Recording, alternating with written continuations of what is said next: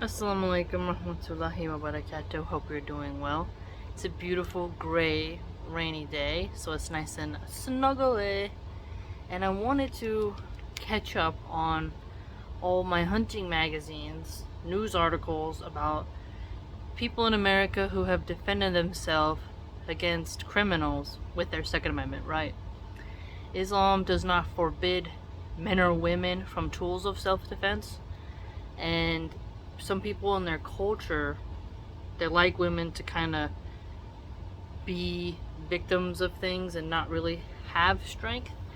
But in other cultures, such as American culture, we allow women the right to use lethal force against anyone who would seek to harm her and her family if a man isn't able to help.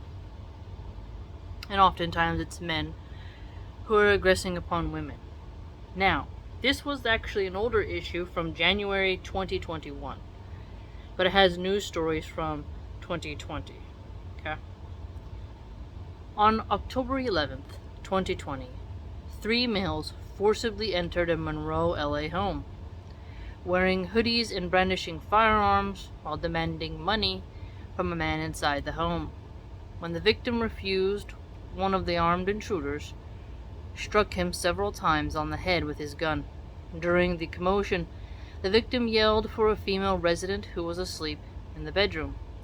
She immediately knew something was wrong and grabbed her firearm. She witnessed the male resident struggling with the two intruders. Then one of the men pointed his gun at her.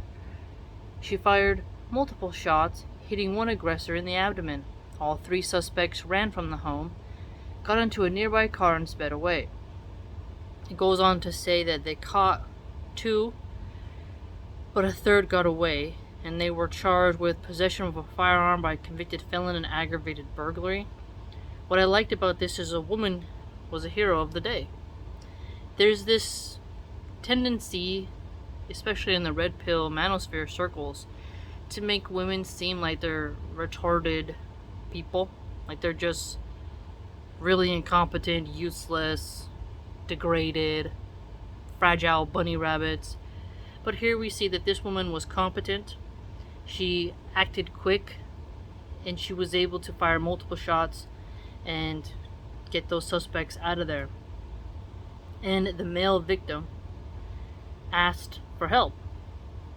She did a good job. Very proud of her.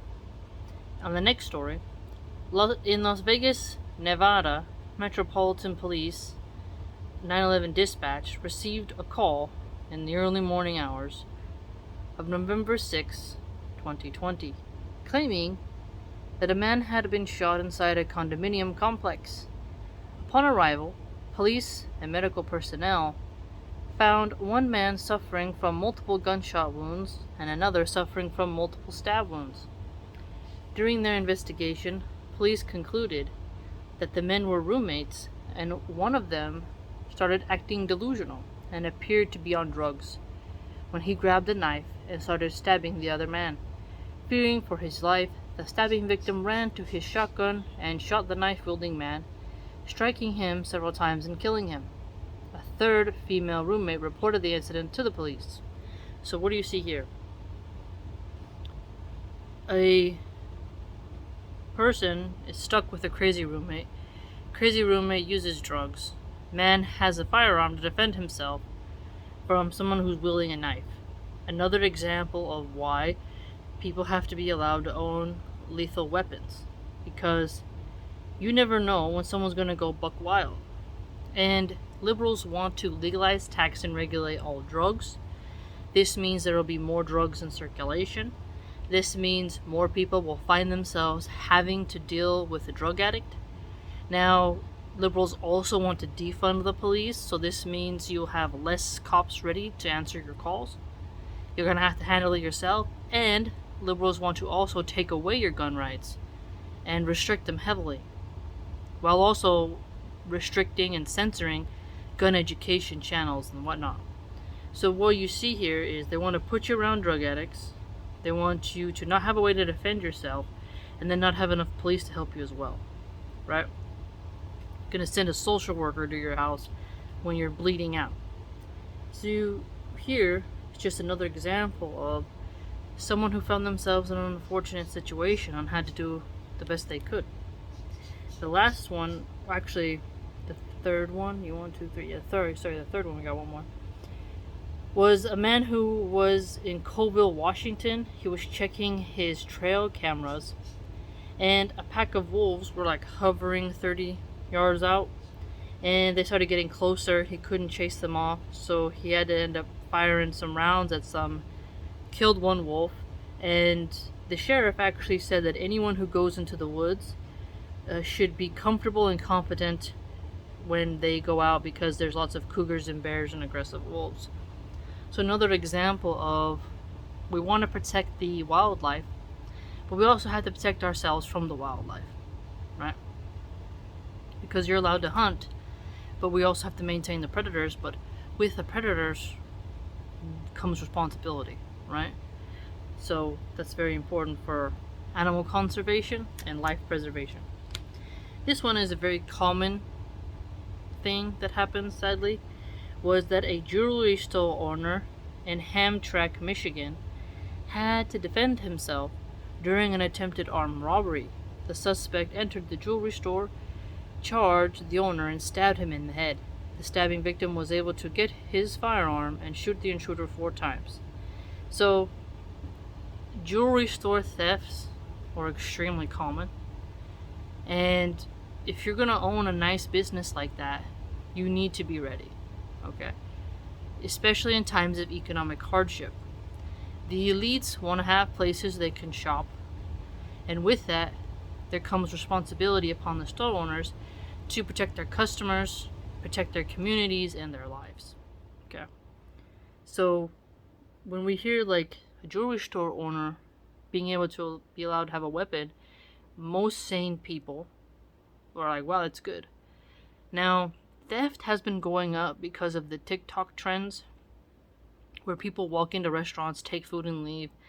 The other day I saw a group of boys go into the bread aisle where the fresh baguettes were. They were like 10 years old. They just took some and ran out. It's like crazy. Like, California has a law where if you steal under $900, you can't be arrested. I'm summarizing it. But when they passed that law, they kind of legalized a certain amount of theft. And now you can just see people walk into the beer aisle, take out a 6-pack, walk out, and security can't do anything. And if you research this further, Walgreens and CVS have closed many stores in San Francisco for this very reason, because they're losing quite a bit of money, right? And then the community complains why there's no jobs in that area. Well, you can't make any capital if you're losing everything to theft. And a store does not owe you money as a community. They need to make money, which is fine. They deserve to have security, and the workers as well, being threatened and harassed by crazy customers coming in and stealing things. You'll see lots of video footage of people walking in, and then a liberal will say, so you want to shoot them or harm them because they're stealing stuff? They need it. And it's like, yeah, sure. They go to resell it for drugs. So, more and more so, it's important for us to look at the good side of firearms, since the YouTube platform and others, they only allow you to see rap music videos and video games. They don't really allow you to see the good side of having self-defense tools, unless it's in a zombie apocalypse movie. Then suddenly everyone remembers why you need that. But these were some stories that I wanted to share with you. If you want to get the magazine yourself, you can head to AmericanHunter.org.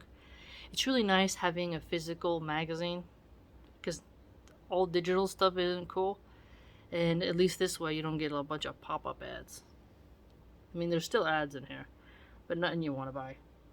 But I found it to be very useful. So, hopefully you learned something, and if you'd like to join my blog, it's www.subscribestar.com/MilahanArchive. Hope to see you there.